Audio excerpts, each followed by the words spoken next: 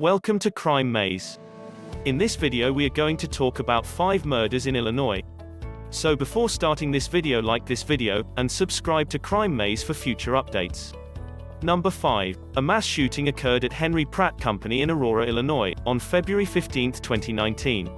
6 persons were slain, including the offender, Gary Montez Martin, a 45-year-old former employee who was shot and killed by responding authorities. 6 others, including 5 police officers, were hurt. At 1:24 p.m., the first reports of the gunshot began to flow, with the first cops arriving 4 minutes later. Witnesses reported seeing the perpetrator with a weapon equipped with a green laser sight.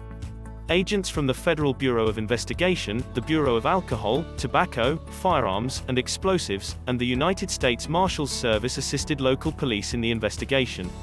When law enforcement arrived, the shooter retaliated. Officers reported that the suspect had been shot and killed at 2:59 p.m. The gunfight lasted approximately 90 minutes. The gunman killed a total of 5 individuals. A total of 5 police officers and 1 civilian were injured. Law enforcement officers shot and killed the perpetrator. A 32-year-old human resources manager, a 37-year-old plant manager, a 46-year-old mold operator, a 55-year-old stockroom attendant and forklift operator, and a 21-year-old Northern Illinois University student on his first day, as a human resources intern, were among the 5 men fatally shot at the Henry Pratt plant. During the shooting, a 6th plant employee was shot in the leg, and was taken to the hospital with non-life-threatening injuries. The 6 police officers who were hurt ranged in age from 23 to 59 years old. 4 of them were shot, 1 was hit by shrapnel, and 1 was injured by something other than a gunshot while responding to the incident. There were no life-threatening injuries.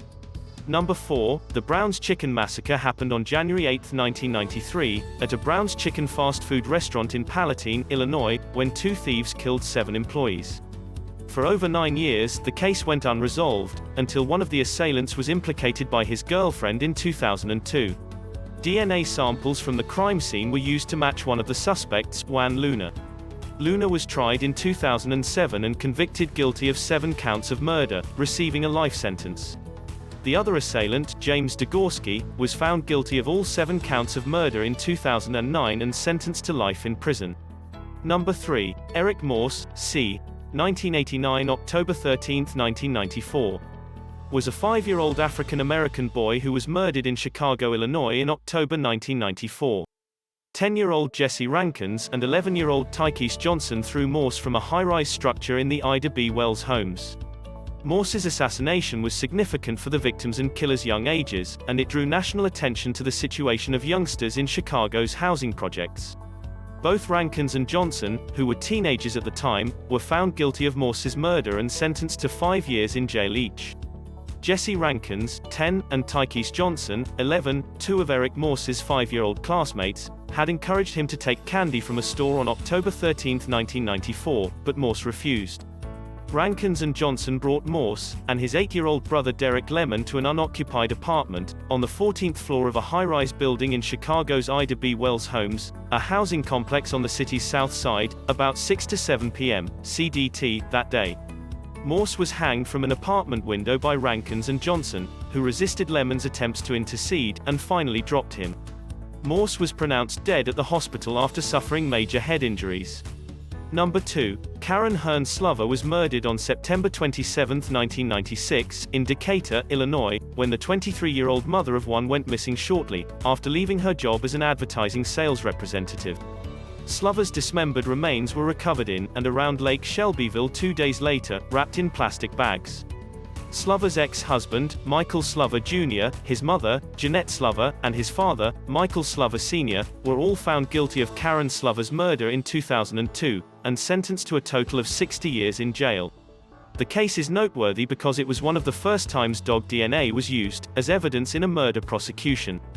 Number 1. Mark Winger, November 26, 1962, is a former nuclear power plant worker from Springfield, Illinois, who was convicted in 2002 of killing his wife Donna Winger, an operating room technician, and Roger Harrington in 1995. Born 1967. In 1988, Winger married Donna Winger, née Brown, 1963. Donna Winger was taken from St. Louis International Airport to her Springfield home by shuttle driver Roger Harrington on August 23, 1995. The Wingers filed a complaint with Harrington's employer, alleging that throughout the journey, Harrington gave Donna a hard time by talking about getting high and having orgies. Mark Winger called 911 a few days later to report that he had shot Harrington after he attacked Donna with a hammer. The police initially suspected Harrington of breaking into the Wingers' home and assaulting Donna in retaliation for their complaint, but they began to suspect Winger after he continued to inquire about the case after it had been closed. He continued to enter. "I kept getting the impression that he was attempting to figure out if we were looking into anything," remarked a detective. Winger's wedding to his tiny daughter's new nanny, whom he recruited 5 months after Donna died, raised suspicions even further. Winger and his new wife had 3 children. After 4 years of investigation and more forensic assistance, authorities found that the positions of Donna's and Harrington's bodies contradicted Winger's narrative of a struggle with Harrington. They also discovered evidence in Harrington's automobile showing Winger had invited him to his house. The new argument was that Donna's tense ride with Harrington prompted Winger to devise a plot to kill Donna with the hammer and then shoot Harrington, all while feigning an attack by Harrington. In 2001, he was charged with murder. Recorded discussions between Winger and Harrington planning a meeting on the day of the killings were used as evidence at trial. Paramedic testimony that they discovered Donna face down contradicted Winger's claim that he had held his wife until they came. Donna's close friend testified that she was having an affair with Winger at the time of the murder, that Winger tried to enlist her in his scheme, and that Winger told her it would be better if she, Donna, died. Winger was found guilty of the first-degree murders of Donna and Harrington by a jury in May 2002, and he was sentenced to life in prison without the possibility of release. What do you think about this video? Which of the following 5 murders in Illinois you find most horrific? Do let us know down in the comment section below.